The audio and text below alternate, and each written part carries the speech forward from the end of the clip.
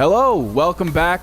We are sorry for the wait, everybody. It has been a long time since we've been coming at you with a new episode of the Memo. You got the same guys as always, thank God. We're all safe and healthy. Richard Lyons, Matt Brodsky, Alex Masados. We were gone for a while. Sorry for the wait. I'm sure you all know. Is that a burp, Alex? I think he said hey. I said hey. Oh, God. I was going to say, starting off the new episode with a bang. Yeah. But, yes, obviously sports haven't been going on, so it was pretty dried up. So, took him a little mini vacation, you can call it. Let the brain, reset, let it flow and play some Fortnite, and then get back into it. But it looks like we're getting closer and closer every day to sports finally returning. But are we? What are we? We will only at least from a news standpoint, there's a lot going on in the sports world right now that's appropriate to talk about. So glad to be back in the booth and get some of our thoughts out there for the world. Yeah. Well, the most recent news regarding sports would have to be the MLB. I think they came to an agreement to play, 60 games they settled on, right? Yeah, listen, an agreement, you wouldn't really call it an agreement. This is a result of them not agreeing for the past 3 months. Basically, what happened was the MLB owners and Commissioner Rob Manfred reserves the right to implement a season at any point in time under a certain amount of games played. So that's what they did. They finally, they could not come to an agreement. They did offer after offer, and then finally they just said, fuck it. This is what we're doing. So now it looks like we finally will have baseball, but it took a long time to get here and left a sour taste in just about everybody's mouth at this point. And with all... Sorry, Alex, I was going to say, just before, I'm probably no longer part of the conversation due to my lack of baseball knowledge, but, we heard all these rumors ranging from 50 to 100, 120, and, I guess they sort of settled in between.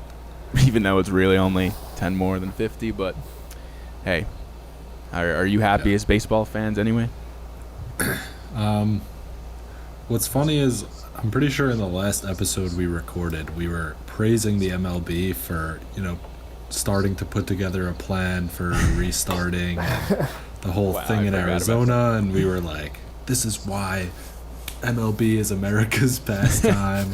They always find a way to get it done. And everything since then has just been really, really bad.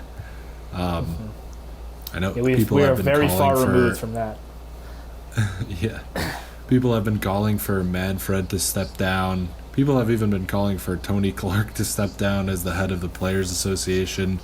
A lot of people think that the MLB past this season just won't be able to move forward with the leadership structure that they have in place. So this offseason extended offseason has taken a toll on the game. But as a fan, I'm very excited for sports. I know a lot of people are saying it doesn't feel legit. Whoever wins the World Series is going to have an asterisk next to their name. I really don't give a shit about any of that. I need the sports distraction back in my life. I need a little bit more than just owners and players arguing and the media covering it and things being true, certain things being not true. It's just getting very tiring, and I need to watch a sport. Yeah, absolutely. And to go off what you said about the power structure of baseball right now, you have Manfred and Tony Clark, right? The commissioner of baseball, the director of the Players Association. The two of them have obviously such a terrible relationship that you look forward to next year. There's a labor negotiation. The CBA is expired. How are these two ever going to be able to sit in a room together and come to an agreement? You need to bring in some fresh faces, get people who have some common ideas in mind, who can actually work together to get something done, instead of just trying to fuck one person over and make them look bad and not give any sort of wiggle room on either side. And the worst part about this is you have all these sports right now, right, trying to get plans in place to restart. They're all kind of negotiating what's the best way to do this, given the state of the world and the pandemic. The issues with baseball had nothing to do with the coronavirus. That's the most frustrating part. Like, not one part of this was about player safety and health and where they're going to play and all of this. It was just about money and paying players for a shortened season and what we're going to... Because they're looking forward to next year. They're basically negotiating the CBA right now during the pandemic. And now that they finally agreed on the outlook of the season, now they're going to start discussing the safety precautions and everything with the virus. It's just... Yeah. It's pathetic. From like an outsider perspective on it, just always seems like the MLB is in a position to, like, you know, sort of like take the eye of the public and like sway it in a good way, and like they always fuck up, like with the Astros and not taking away their championship. Like, baseball's still very popular, but in terms of like pop culture, like it's definitely probably third out of the major sports behind basketball and football. And like anytime there's a chance for them to like get a jump on something, it's just always in the news that they're doing it wrong. And it's just like they had a great opportunity, like you said, to like come back and be the only sport on possibly, and like be the first to start the wave of sports coming back. And then people even like me who would have watched probably just to watch something, and they just messed it up over something like you just said, not related. So it's just I feel like they turned off everyone to the sport. They've been tripping over their own feet for a while now. They're just... I think it's a league it needs some innovation. I know it's part of the game. All the traditionalists are so vocal in baseball. Leaders in the MLB, they listen to the traditionalists. They think the game needs to be played a certain way. It's been played this way for decades and decades. There's no need to change it. It's not broken. Just keep it the way it is. And that's normally how you fall behind. You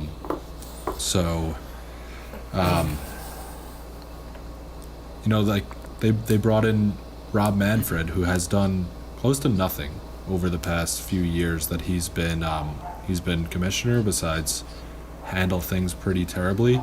The one thing that he had going for him, and it's a very minor thing, was increasing the pace of play, and that doesn't no one matter. Cares about that. That's not the problem at all. Yeah. So like, oh, you can only visit the mound 7 times in a game now. I'm in. Thank God for Rob Manfred. And then you look at another league with a relatively new commissioner, the NBA, and Adam Silver has been killing it for the past few years.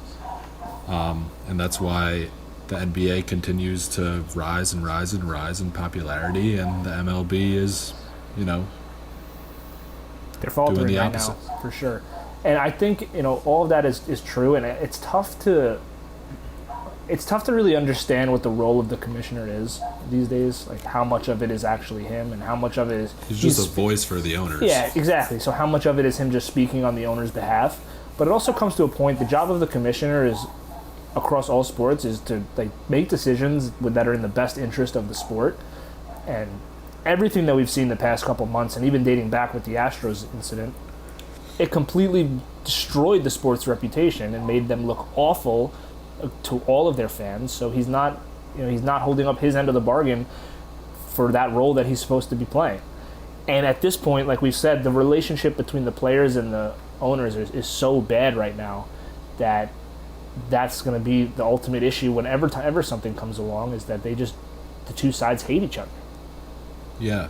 I mean, the commissioner of the MLB called the World Series trophy a piece of metal. If that's not emblematic of the MLB's struggles right now, then I don't know what is. It's disgraceful. It's so frustrating. But on the bright side, it does look like we are going to get some form of baseball. Training camps open in 10 days, according to this agreement. July 1st, they're opening training camps. And they still will be the first sport back playing, assuming everything does go according to schedule. There'll be about a week and a 2-week period where they're the only sport on. albeit, like coronavirus allowing all of that to happen, which is another fucking cloud looming over everyone's shoulder. So are they just playing normal stadiums, traveling across the country, no fans, that's it? Supposedly, that's what they're doing. They don't have any sort of bubble city or anything set up like that. Definitely going to be no fans. Yeah, it's weird that they're going to be playing in their own stadiums, though. It seems a little problematic. Why aren't all other leagues doing that? I mean, I guess it probably won't happen. I guess it's more like feasible for like the NBA because they're at the end of their season, so it's slowly like going to be dwindling the amount of people that they have to, oversee in this bubble. But if MLB has to, with all the teams, has to play all those 60 games and then get to the playoffs, like it's hard. They're going to be playing for a while.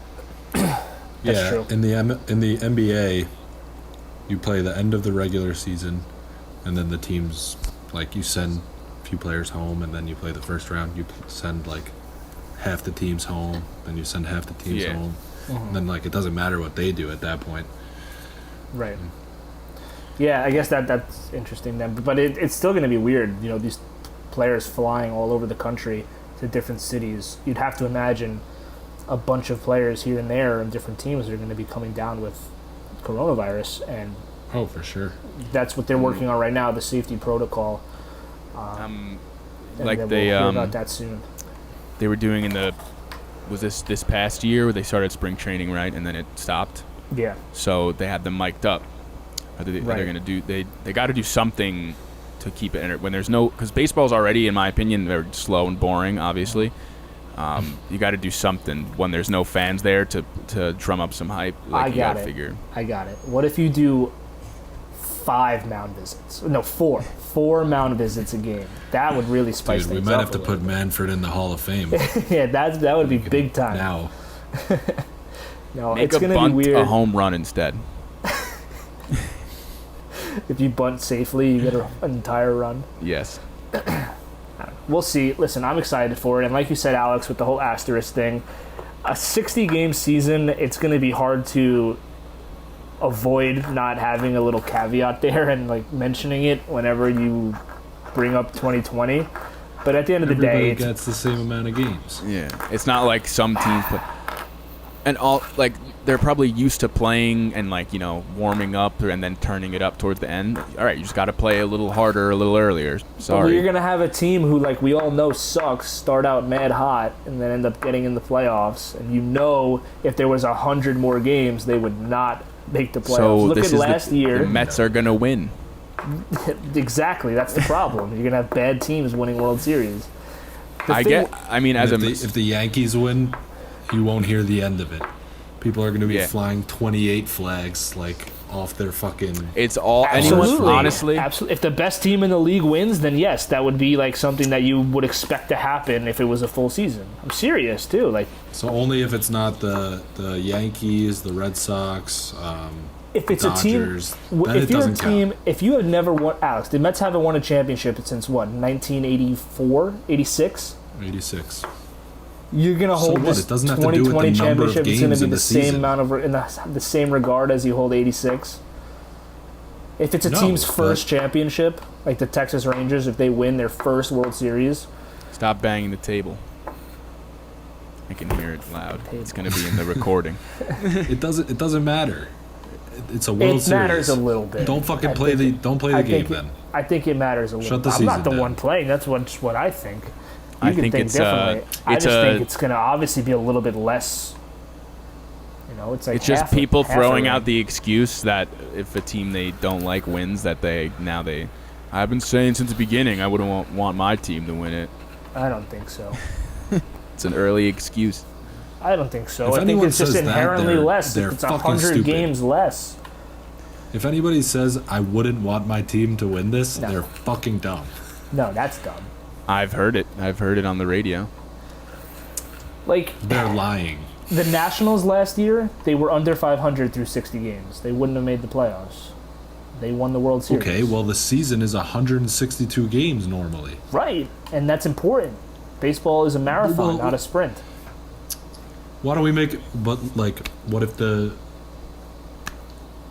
they wouldn't have won if it was 300 games. Come on, it's a standard. It's 162 They would every year. have slumped in the last 160. I'm not even touching that. It's just everybody's playing the same amount of games. It doesn't matter. Yeah, And the Mets are it's gonna still win it, and that's it's why still I'm getting so all defensive. all the MLB teams under the same circumstance are competing for a championship, and like the amount of games doesn't matter. Like you just have to step up and play well in those 60 games instead of the 100. It's not like if you play 160. Why? Because it's a third of the season. Every other championship is better than this one. Every single one. They did it for 100 extra games. Okay, but it still they will counts. be the lowest champion. Yeah, it'll still count, but it'll be the least deserving champion in baseball history. So the Mets can take that. I don't know if deserving is the word. They fucking Everyone deserve had a it. chance to win. They had the easiest road. And you're not even considering all the obstacles they'll have to overcome to play this season. If you compare it to a team that... If anything, it's better. Okay, all right. We're really going all in here. Listen, I hope you think that. I hope you keep that same energy when we're swinging our 28 flags all over the place. I hope you keep the same energy too. Yeah, it sounds like you're. I Should be just think that 27.5. it'll just be inherently there's going to be an asterisk, and it'll be like it won't be as deserving as other teams. It doesn't matter for the Yankees because You'll be just as hyped. It's just another tally on the board for the Yankees. It doesn't matter. We can take it or leave it. I don't need it. We get CBT in 2021. I guess as a Mets fan, you got to be happy that it's not. You have less games to fuck up. This is the season about that Syndergaard's gonna miss. At least it's not. Severino too. Yeah, I guess. I don't like Go ahead, Syndergaard, so I really don't give a fuck. You don't like him, but you don't want him out there. He's one of the obviously he's one of the better pitchers on the team, but I just think he's overrated, and I don't like him. Didn't live up to the hype, right? No, he talks like he's won the Cy Young 5 seasons in a row, and he has like a 3 ERA every year. He acts like he's won the Cy Young. Yeah. Yeah. Yeah, he definitely sounds like a cocky guy. Remember that you thought And that rightfully so. I mean, he's a professional baseball player. He's 6'6". He's got gorgeous blonde hair. His nickname is Thor. Remember when you thought Syndergaard was better than Severino? They're still comparable. And I didn't say that. I said he has way higher potential, which is true. That's not what you said. I don't remember, but I remember arguing about it when I was in the potential. Dominican Republic. I don't know. I don't know about it, but Syndergaard definitely hadn't had the best 2 seasons the last 2 years. No. But you have the second best pitcher in New York still, so it's okay. The best pitcher in the world. Garrett Cole. DeGrom is 10 times better than him. Whoa, okay. That's not true. Let's see We'll Cole go pull put it up some together for more than sabermetrics. 1 season. He's been good for a couple of years now. Yeah. Who's going to be a first ballot Hall of Famer when all's said and done? Me. When's DeGrom going to stop winning Cy Youngs? Are they even going to give out awards this year? You want to be Cy Young? You get 9 starts and you're the Cy Young winner? I'm serious. It's like side note from DeGrom and Cole. All these awards, like that's going to be weird. Pitchers are legitimately going to start 9 games. Guys are going to bat like 450. Yeah, it's going to be ridiculous. You're going to lead the league in home runs with like 18. It's definitely going to be. In today's MLB, you might still pop out 40. You wouldn't even notice with the there's a balls. difference. They're going to extra juice the balls. That's how you do it. That's how you make it more entertaining. Play with fucking lacrosse balls. But if that hits someone in the would head, get hurt. Is that harder than a baseball? it's literally like a it would thick go piece faster. of rubber. It would go faster for sure.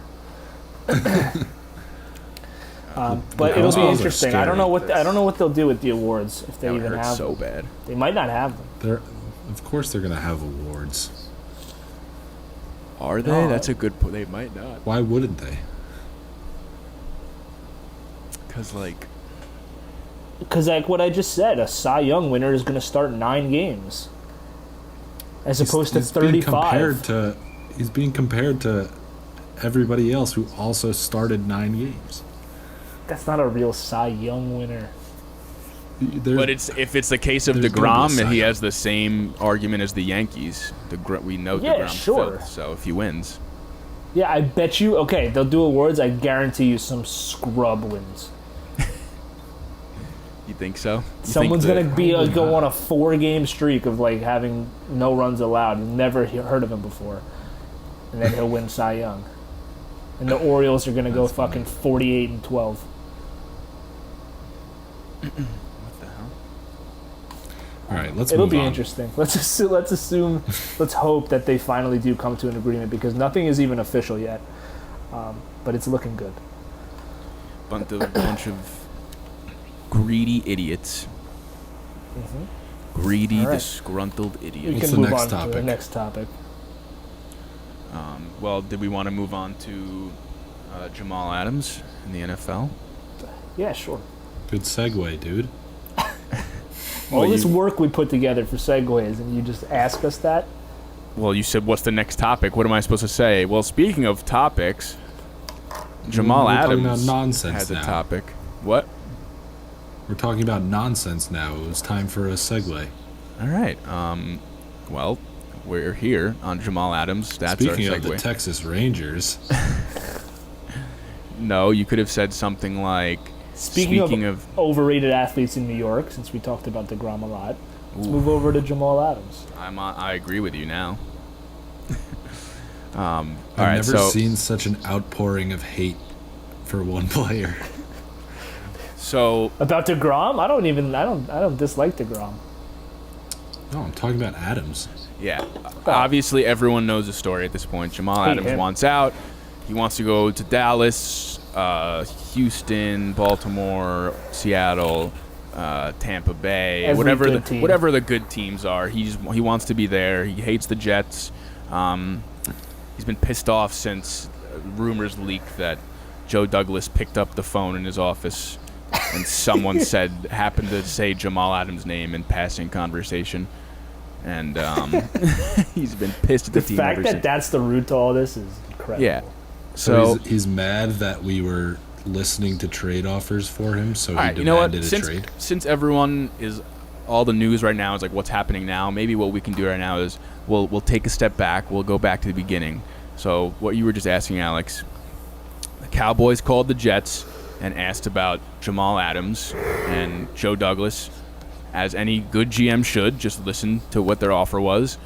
Said it's not good enough. I would need at least it was something crazy, like 2 first-round picks, a second-round pick, and Zach Martin, and like your mother's will. It was like something crazy. Joey D plays hardball, huh? Yeah. What the story is about that is that Jerry Jones, being the scummy negotiator that he is, leaks that out to the media. Jamal Adams finds out. A player who in the past has, shown some, frustration with the Jets just based on their lack of success. But that comes out. Jamal goes on his tirade about, the Pats don't pick up calls about Brady, and this team doesn't pick up calls about this best player. And, yeah, so since then, he's been pissed. Then we move to the offseason. He's asking for an extension. Joe Douglas been saying we have every intention to pay him. We want to get through the draft and free agency and all these other priorities, and then we're going to get back around to negotiating with Jamal. I think the real plan was to let him play this year, pay him after the year. Jamal's not about it, and here we are, caught up to speed. Everyone knows what happened since then. He goes on Now he's social. acting like a child. Yeah, he goes on social media, replies to randos who are not even saying anything like that, crazy to him, and lets out all this frustration that seems like it should be directed at the organization or said to the organization in private. Instead, he's just lashing out at like random, children Jet fans, like probably teenagers that are just writing bullshit to him.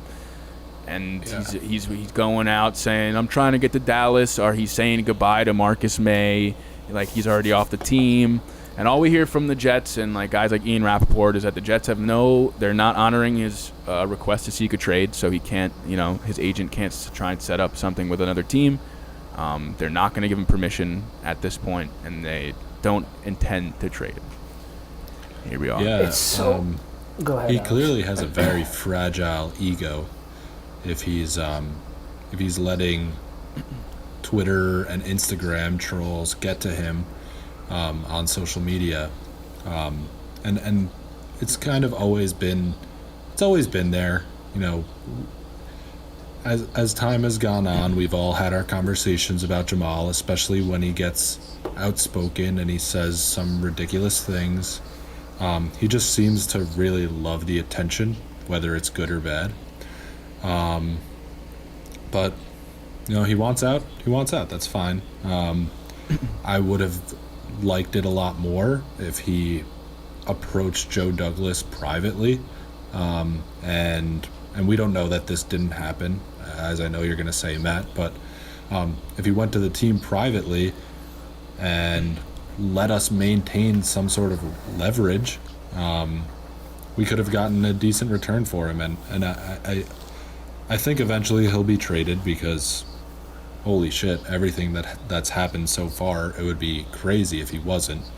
I just wish he did that without killing our leverage. Now every team knows that we have no choice but to deal him, and we'll probably get less than we could have if we approach teams ourselves offering Jamal Adams, because we didn't believe that we could agree on a contract. But it is what it is. He's a great player. I hate to see him go. I wish we could have worked it out, but I don't think it's the right time to give him an extension.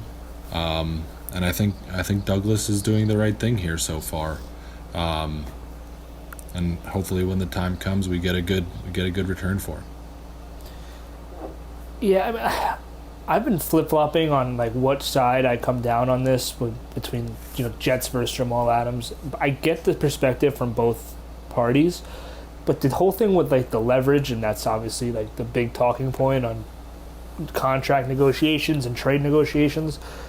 The Jets keeping their leverage for what you're talking about, Alex, for the trade offers and being able to get good returns.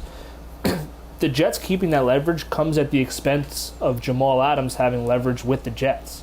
If he goes privately to the Jets, tells them he wants a trade, the Jets aren't even doing anything right now. So like they would never respect that offer. They would just push it under the rug, say we don't have to deal with this. We're not going to address it. It's probably what had been happening.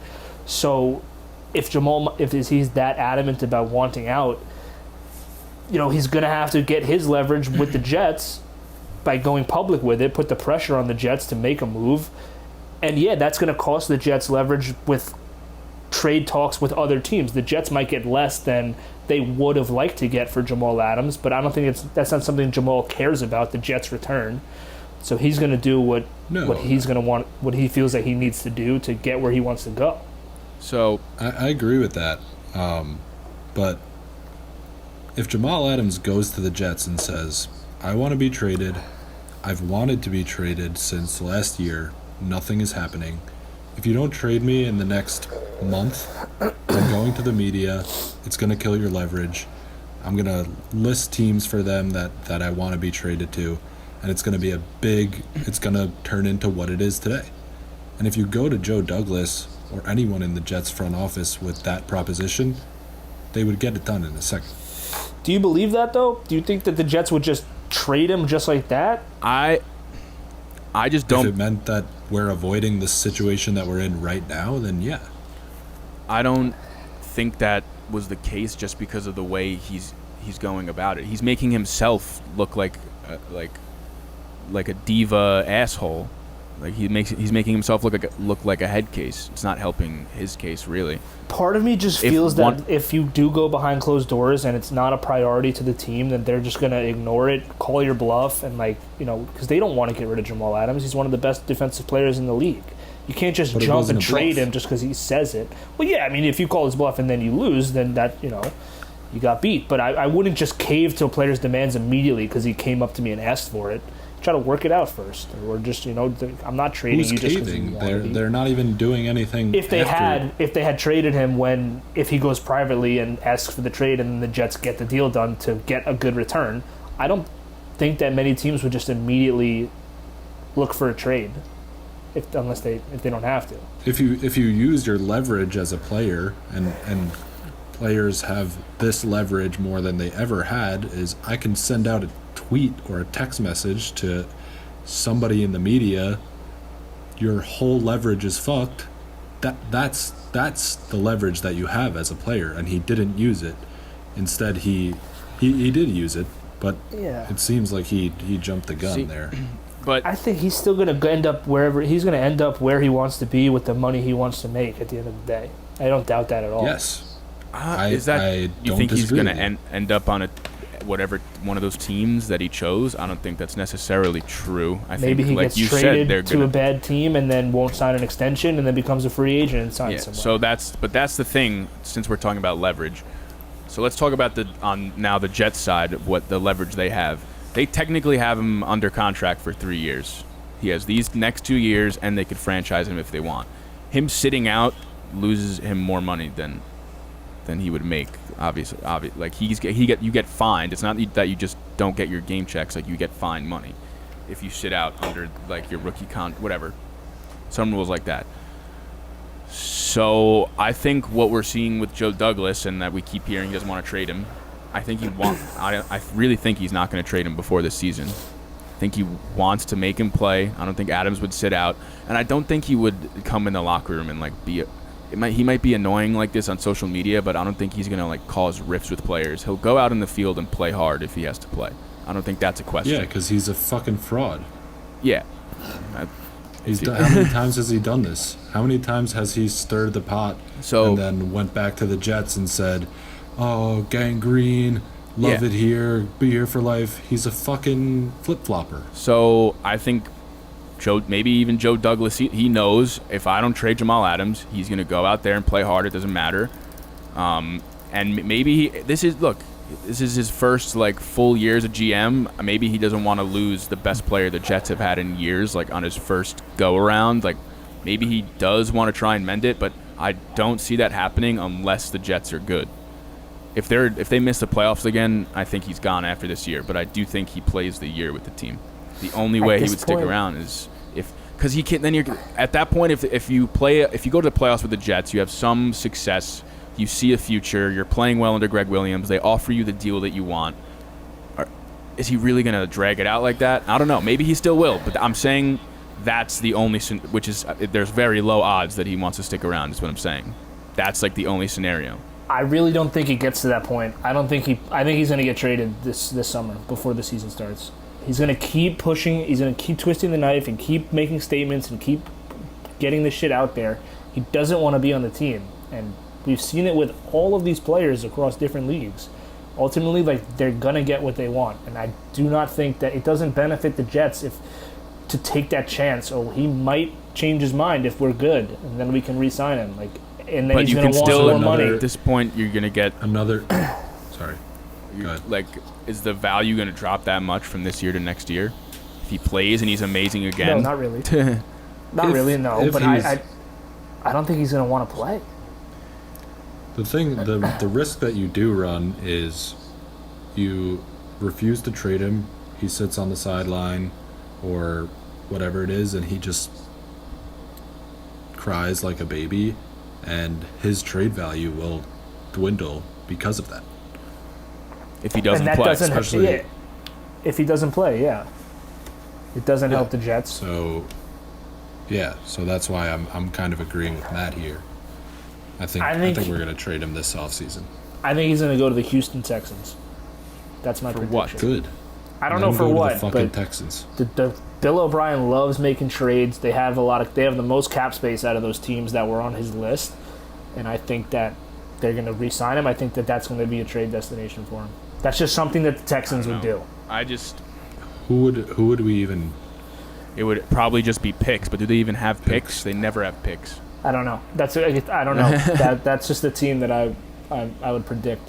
And the thing is, what you were talking about, Richard, about like that he might not go to one of those teams. Like if he's not going to re-sign with anyone except those teams on the list, then the other teams in the league are not going to give up assets for someone who's not going to re-sign. Anywhere he goes, they have the same amount of control over him the Jets have. And is he really going to put off a contract for that long and risk getting injured and risk getting paid? Maybe not. Depends on where he goes. Is he going to play the long game with every team and be like, all right, I'm going to play all three. I don't care. I'm going to sit out. I'm going to play all 3 years. Jacksonville, like you've been saying. That's the point, though. Like, I don't think a team like Jacksonville would even bother because what they just went through with Ramsey. Like they don't. Okay, but that's they have a unique situation there. They just had a similar situation. There's other teams besides Jacksonville. Or any bad team. Like, are you going to take that risk that you're going to lose him in 2 years and give up all those assets? You have 3 years. If you're a team and you want a lot of years of team control. 3 years in football. And football. then he's going to be a problem the whole time he's there too. Is he? Who knows? Is he going to guys do like it that, again? like look at what happened with Anthony Davis. Like everyone knew he wanted to go to the Lakers. He was on the last year. He was going to be a free agent after the next year, and it's completely. You don't get to franchise a basketball player. He's not. Yeah, they'd have more years of team control than Davis, sure. But I'm saying that these teams they didn't even bother offering because I feel like it's easier to make. It's easier to make trade a star player in the NBA than the MLB, the NFL. I know, but what I'm just saying is that everyone in the world knew that the Lakers were the destination, and they got a deal done because he wasn't going to go anywhere else. If he wants to go to those 7 teams, I guarantee you he goes to one of those 7 teams. But the thing with Anthony Davis, like, he was able to like pick the Lakers as a destination because they did have the pieces to possibly trade for him, and they had LeBron there, like. What if the Lakers like had drafted poorly and they never had Ingram, Lonzo, all these guys that they traded for Davis? Then you think he'd still want to demand to trade to a place that the team obviously isn't going to accept a deal from? But there's 7 teams that Jamal Adams would do. One of them can get that deal done. But there could be another. But the fact that any team can have him for the next 3 years, I think some teams would want to take that risk. Possibly. I mean, we've seen GMs do worse than that. To have an elite player like that for the next 3 years, I think a lot of people would take the risk that he might eventually just sign and take his money. It's possible. I think it's more likely that he's gonna. Our best trading partner is gonna be a really good team who has the pieces that can fulfill our ask. Yeah, but it depends. It'll probably be one of those teams. Do they want? I think at this point in the season, you want a player back. You want another, probably an offense. You probably want an offensive lineman or a wide receiver. So I agree. Do you try and pry for if you try and trade him to the Cowboys where he really wants to go? Do you try and get like Zach Martin or Gallup or like they said no last time? So I would be pretty pissed if we just walked away with like a first in 2 seconds or something. Like I want a player. I think that's what's going to happen because he's ruining the Jets' leverage, like we're talking about. The Jets they're not going to get face value for what Jamal Adams is worth. But you can. But the team, like. Joe Douglas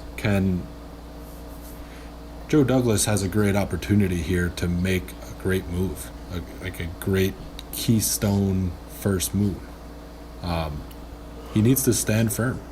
He needs to know what Jamal Adams is worth, and if he gets a deal that's less than that, then say no and let him fucking sit on the bench. Yeah, if he's gonna do that and not play and lose money, then like if I'm like Alex said, if I'm Joe Douglas, I'm not just giving in because you want to cry. I'm gonna get what you're worth, or you're playing. You're gonna be here for 3 years. You'll sit here for 3 years. At least that's what a good GM does, and we haven't seen one of those in the Jets front office in a long time. I feel like that's just what everyone wants to believe when a player demands a trade, and just from the history of everything, it doesn't work out that way. Like the players are going to get what they want, and the team is going to end up, feeling like they let a guy go for less than he's worth. It doesn't benefit the Jets to force him to sit on the bench. I don't agree with you. Look at what the Jaguars did.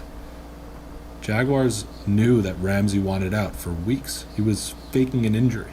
And they waited and let him sit on the bench and let him do whatever the hell he wanted. And then they got king's ransom for him from the Rams. Yes, I think 2 firsts and a fourth. And if the Jets got that offer, I think you'd have to take that. But it's also a cornerback is a little bit different than a safety. And then, the Rams do have to sign him. But yeah, I think 2 firsts or maybe a first and a second and a fourth or something like that is the range of an offer that they would get. I'm not expecting to see like Richard, even like Zach Martin and a first. Like that's not going to happen. I think if it's an elite player like that, it would be like them in a second and like a third or something. Like it wouldn't be a player and a first.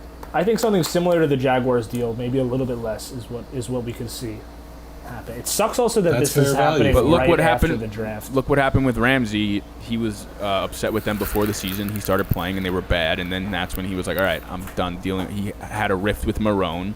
They got into an argument on the field. So like he was already upset with them before that. He ended up playing, and then he was just like, all right, it's still the same shit. I'm out. So that's why the Jets are calling his bluff. It sucks I think it sucks for Joe Douglas, man. He's been here for only a year. Like, he hasn't really been able to put a stamp on the team. Like, Adam, it's just frustrating. I don't know. Maybe he's really a dick behind the scenes. Maybe he's like, I got you tomorrow, and he just keeps holding it off. I don't know. But he seems like he's a pretty competent, well-respected guy. Tell. I think the fact that you don't hear the Jets, like a bunch of rumors about them doing stuff is a good sign on his part. There's not like leaks and this and that about what their plans are. But I don't know, man. It just sucks. Every fucking jersey I buy, gone. That's why you should stop buying Jets jerseys. Yeah, I'm not buying a Darnold jersey unless he throws 40 touchdowns. And then he'll demand a trade. All right. Yeah, to the fucking Pats. What's the next topic? Well, contract disputes are going around in the news. Yeah, so players getting paid or not getting paid. Yeah, I was surprised. It's this, it's the fucking team that Mr. Adams really wants to go to. The big, bad Cowboys. I hate them. Yeah, Dak Prescott has signed his franchise tag yesterday. So he will be playing under the franchise tag, presumably. They have until July 15th to agree to a contract, but at this point, there's no reason to believe that they will get a long-term deal done at this point. So he'll be playing with the franchise tag, which is $31.5 million. Which, honestly, that's what Prescott's worth. If his contract was like 40 years at $31 million per, like, fine. He wants 40, 45. That's, where the Cowboys lose interest.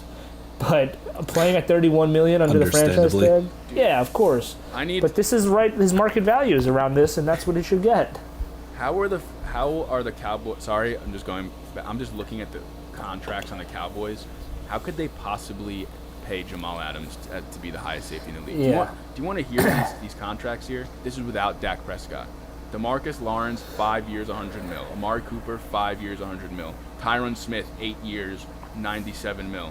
Ezekiel Elliott, 6 years, $90 mil. Zach Martin, 6 years, $84 mil. Jalen Smith, 6 years, $68 mil. Lael Collins, 5 years, $50 mil. Like, how? They're going to pay Dak too and the best safety? Like, how? How's it going to happen? They probably don't plan on extending him. Dak? Jamal? Or Jamal. Oh, just like let him play out the 3 years? Yeah, because fucking Jamal is a prima donna who's going to love playing for the fucking Cowboys and going 8-8 every year and being underwhelming. But you get to wear the fucking Cowboy jersey and you get to be on Monday Night Football every week and you get to play on Thanksgiving. And I'm fucking Jamal Adams and I love sucking. Dude, they'd be like the best team in the league if they had Jamal Adams. They'd be mad good, but they'd probably disappoint at the end. They always disappoint. They have 3 playoff wins in the last 30 years. Jets have 6. I don't understand how the Cowboys have that kind of cap space. Dude, what the fuck are those contracts? I can't believe they're all 10 years. And they don't even. I guess giving it to Jerry Jones, he knows how to fucking negotiate and manage the cap. They must have that shit like spread out even and more backloaded and all kinds of why you shouldn't go to the things. Cowboys, because they have all those amazing players locked up for 10 years and they're not good. Even though they're going to be nice. Let's stay focused on Dak though. Okay. What do we even have to talk about here? Are we gonna argue about how he's bad? It's interesting that he finally signed.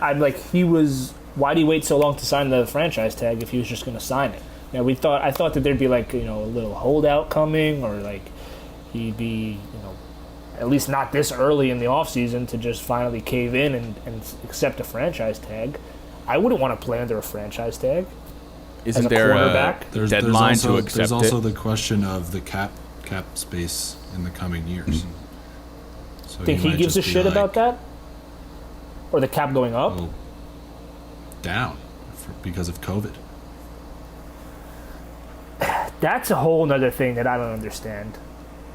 I mean, like, Richard, were you telling me that the cap's going to drop like $75 million? That's what people, like, because their revenue would be down. Isn't it based on the revenue of the previous year?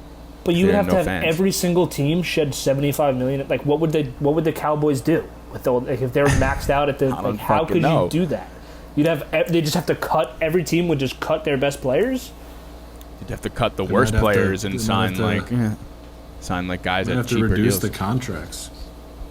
That's crazy though. How you could have to have every single team shed $75 million. Like, it can't be like that overnight. It'd have to be like spread out over a couple I think that's years. just like probably a worst case scenario prediction that made a headline, and then like people think that's what's going to happen if the NFL just plays without fans. But I'm sure it's like worst case scenario if all this happens, the cap go. Maybe it's like 20 mil, maybe it's 10.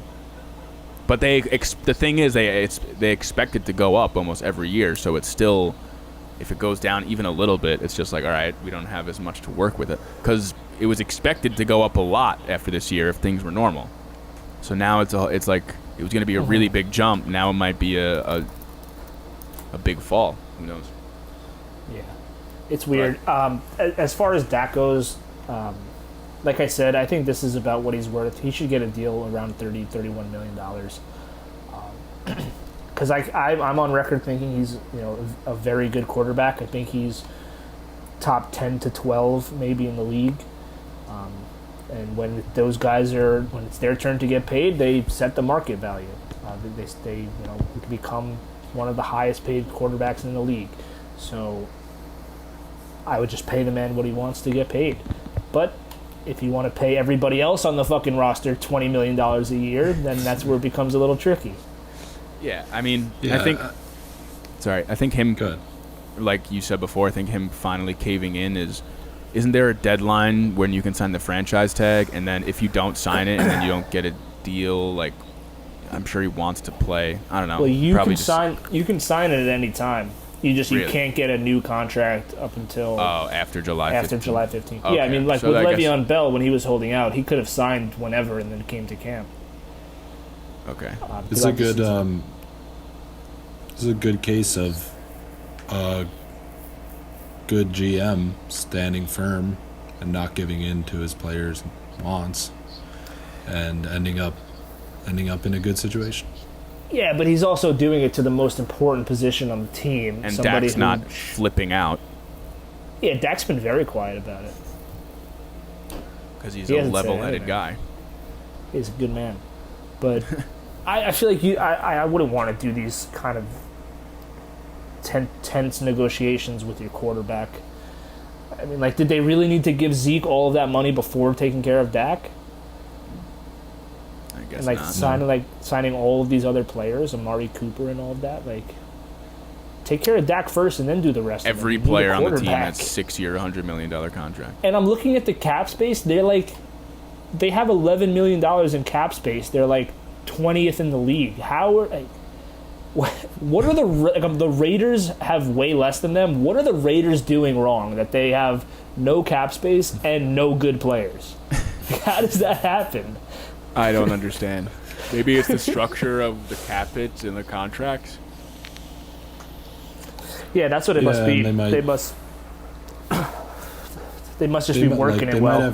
They might have some guys who other teams are fronting the bill for. They took a bad contract off somebody else's hands, and that happens sometimes. Like the Bears are still paying tight ends that aren't even on their team. Yeah, but all of those players that Richard just mentioned, like the linemen, they were drafted, Zeke. Not them. But those are all the big guys. I'm talking about maybe like smaller contracts than those. It's weird. Hats off to Jerry though. He's doing a good job. Gets a lot of shit, but he's doing a good job with the money. I mean, is he or the team goes 8-8 every year? The team's always built well. It's Jason Garrett's a terrible coach. So now we'll see. Yeah, they are stacked now. They're ready to go. They got Jamal. Yeah, they're gonna be nasty. Christ. But yeah, I mean, I think Dak knows he's probably going to get paid, and that's probably why he's comfortable doing it. If I were to guess. Also, they would save cap space by signing Dak to an extension. I don't know how that works, but like if they spread out his contract, the more money you spend, the more you have left. Yeah.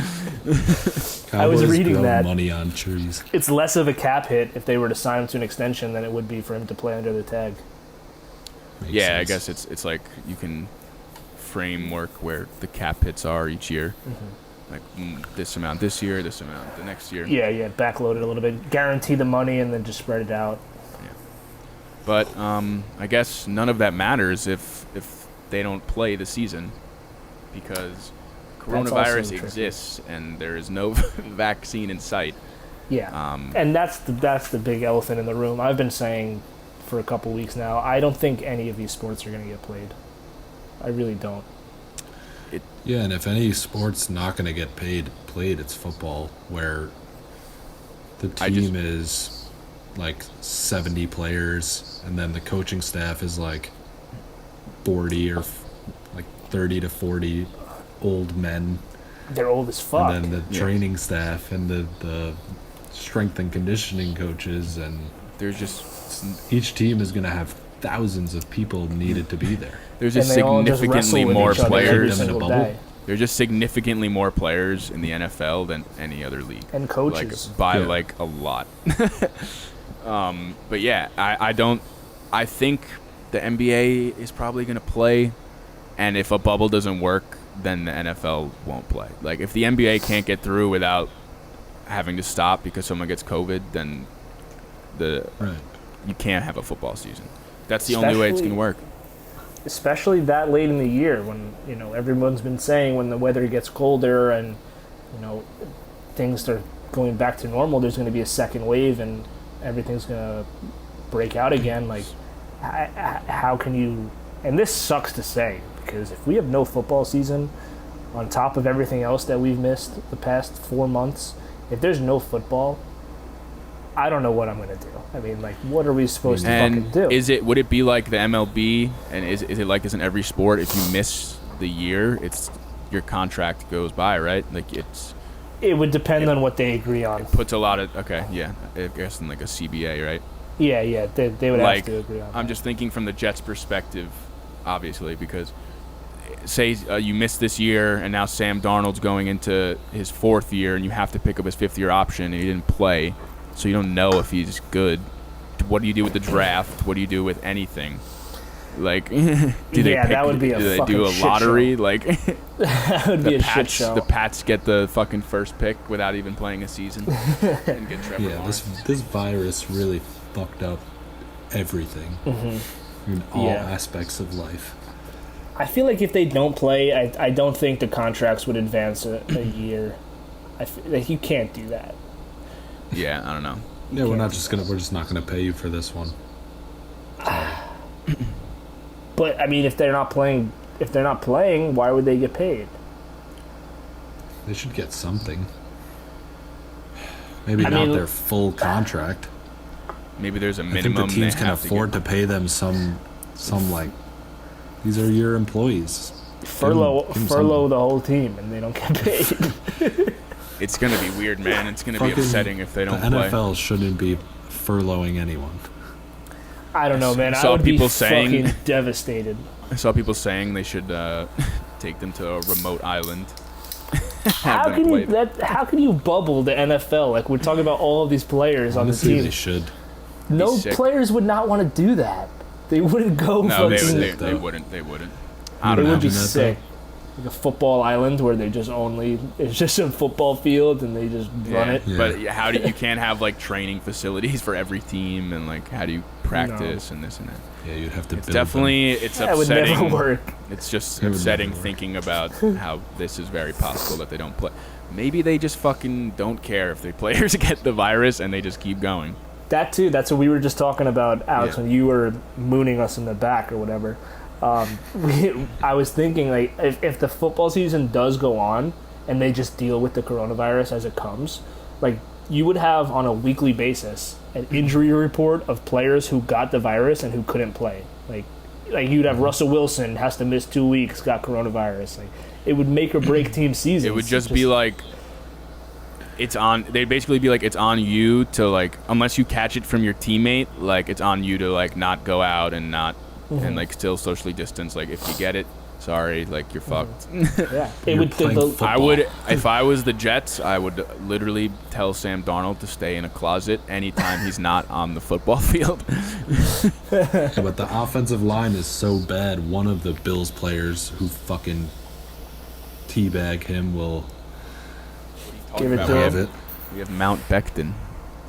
Yeah, whatever. It'll just be weird to see. Like you you'd hate have him your- already. Alex wants to trade Becton and Adams. No, I love Becton. just McGovern, had- I don't want to hear about him. Oh, he sucks. You just have your weekly coronavirus report, and half the league would miss games. You'd just That's be what I'm playing worried Russian about with roulette every basketball. week. If basketball happens and the NBA Finals is about to start and LeBron gets COVID, You know What do you LeBron's do? not getting He COVID. would just, if in that situation, he'd just have to cancel Honestly, it. it's not up to him. If I'm LeBron, if one of the if I'm other any of these players players gets that it are and thinking he about plays playing, against them, I'm injecting myself with coronavirus, letting it run its course, and then If Good. LeBron gets coronavirus during the NBA Finals, he'll just have to cancel his tea time because the Clippers will be playing and they'll be all good. good one. hey man, well, I guess No, that would be fucked up. You just have to miss like your best Richard player just got misses a playoff stuttered. round. Richard had no idea what they're. I just don't even. didn't see I the don't- shit talk coming. I don't care about what that match just said. I hate just it- I don't. hate it well. Now that you brought up LeBron, that happening, that would suck even more than making than missing the finals. Like if they lost Picture beforehand. Rondo just like really trying. LeBron's not out there. Richard, what would you rather have happen? This is a good question. Would I rather lose to the Clippers or have LeBron get coronavirus in the finals? Is that the No. question? No. Okay. Well, let's answer that one first. I think I'd rather lose to the Clippers. No, you wouldn't. You'd have the excuse for the It'd rest be of your life. So I guess. But it'd be really whack. Like we were right there, and then like we lost because of that, even though we'd win.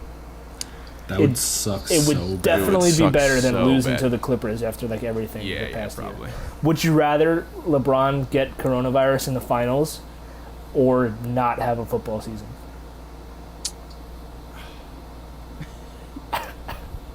That's an unfair question.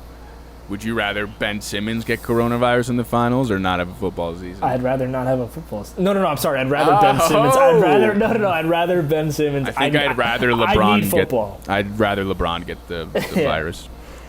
That's funny too, because like the Jets are not going to win the Super Bowl, but football is just football. I just want to see Yeah. Sam Darnold You throw just the need ball. football. I just want to see Sam Darnold's end of year stats, and if he's good or not. Do you look at them every day, No. once a week?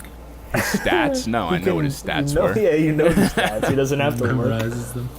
I know he, like the touchdown to interception ratio. I don't know how many yards or like rushing yards or anything. It's easy to remember when it's less than 20 every year. Yeah. Every year, 2 Right. years. 2 years. Well, No, I mean, but Are we? we were gonna close it off with some NBA bubble talk. We've already been doing that. we sort talked of. bubble. Um, Listen, they're supposed to be reporting soon, apparently Jokic just got coronavirus, so now he has to like delay his reporting.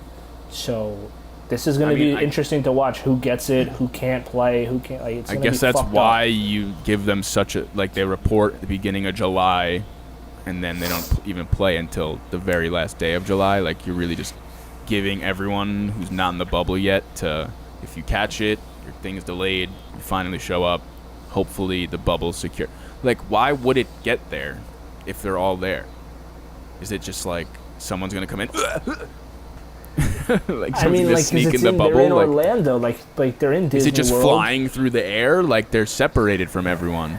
But how much are they going to be trusted to actually be separated from everyone? I don't know. I think if you're like a serious contending team, all right. If you're the Lakers, you're gonna sneak out when LeBron's sleeping next to you in the hotel room. I don't think I mean, so. what if a fucking an equipment manager goes out somewhere, picks something up, picks up dinner one night, he gets it. Like, it definitely can spread.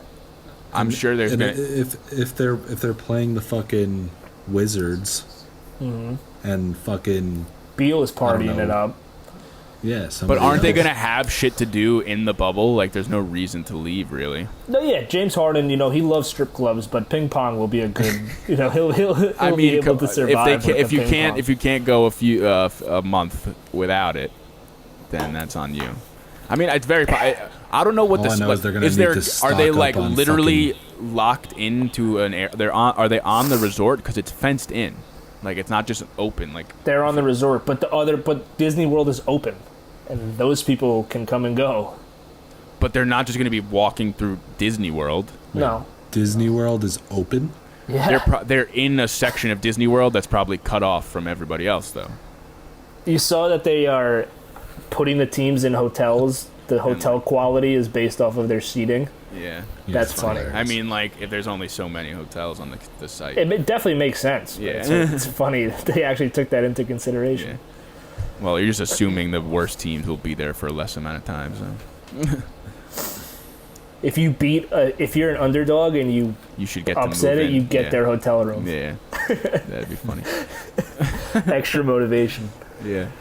I don't know. I definitely like the idea of a bubble. Like, it should protect most of the players, but I don't think it's not impossible that it gets in No, somehow. of course not. And then there's People the can barely bubble themselves in their own homes. yeah. I just like can't. I'm just wondering what the bubble is there fencing, and can you only go out certain areas, and there's going to be like big bodyguards like no like you're staying here. I think it's going to be on the players to Yeah. a certain degree to just. Hey, be if you want to responsible. win, fucking stay in for a month, even though you've been inside for 5. I don't think a lot of players care that much, honestly. I think the better teams probably do, and the lesser teams don't. Obviously, like, if you don't think you have a shot, if but you're then just on the show up and Lakers- lose for the week. If you're on the Lakers and like, if JaVale McGee gets coronavirus, like, You'd be hyped. You'd probably win. but just for him, if he has to go and tell LeBron, listen, I got coronavirus, like, that's something you don't want to deal with. Yeah, like Because if LeBron's trying to win a title and you're fucking around getting coronavirus, that's not What do good. you? But you just guys get. you guys keep saying that like you can only get it from like somebody out like somebody you're playing against could have it and could give it to you like. If you're, I mean, if if you're it starts- patient zero, if you're patient zero of corona, then you're an asshole. Right, Yeah, right. yeah. There'd be no way to really know that. Well, I guess what they would do They'd have is to do the if someone contact gets it, you test everyone, and if they're the only person that has it, you send them away, and then if someone else then you just keep weeding them out, you know?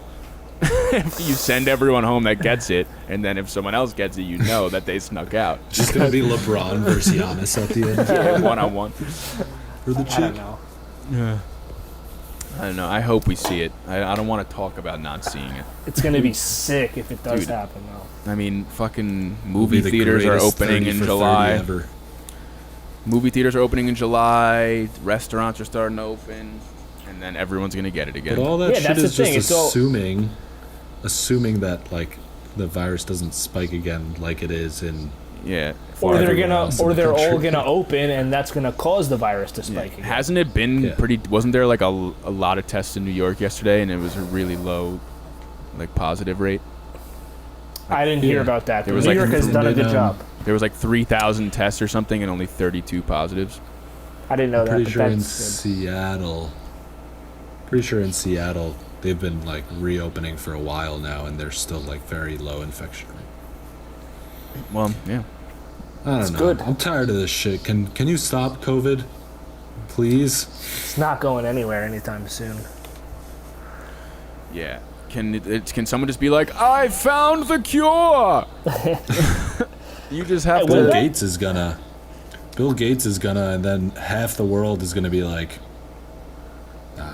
Yeah, No, because he's gonna put a chip in our necks or whatever. When they do make a What is- vaccine, I I've don't been understand thinking that. about this recently. When they do make a vaccine, do you just have to? Every just- single person in the world has to just Has to get a go get shot. it. Like, what, like they just they're gonna make they it immediately mandatory. administer. They have enough supply to just That's- everyone in the that's world. I feel like that they probably have No. something close, and they just don't. They can't like send it out because there's not enough. they have to like do. They have to do so much shit for it to even get to the point where it's like we're going to Approved. approve this and then mass produce it. But it probably wouldn't go out to everyone on like the first day. It would just be like, It'd be like probably over the course We of have whenever them. Come whenever get they them. found and then it. how do you trust people to go get them? you don't. You just, I guess, you hope that enough people get it that it doesn't spread to everyone. Like it stopped. Like Yeah, people if get it, If and enough other people get the vaccine, then we just build up immunity. But who even knows what immunity is? There's still so much unknown about the virus. Yeah. Nothing makes sense until we become cyborgs. Before we sign Immune off, from I want to disease. say one more thing. I got a notification about Ben Roethlisberger. About the addiction. Yeah, he said he was addicted to pornography. He was what? He was addicted for pornography. Oh. Addicted I thought- for pornography? Addicted to pornography. Alcohol and pornography. Oh, well, Damn. that's a perfect mix of addictions to go rape a woman in a bathroom stall. Jesus. You know, I mean, What? I don't like the man. I just wasn't prepared for the, for the, for the not PG.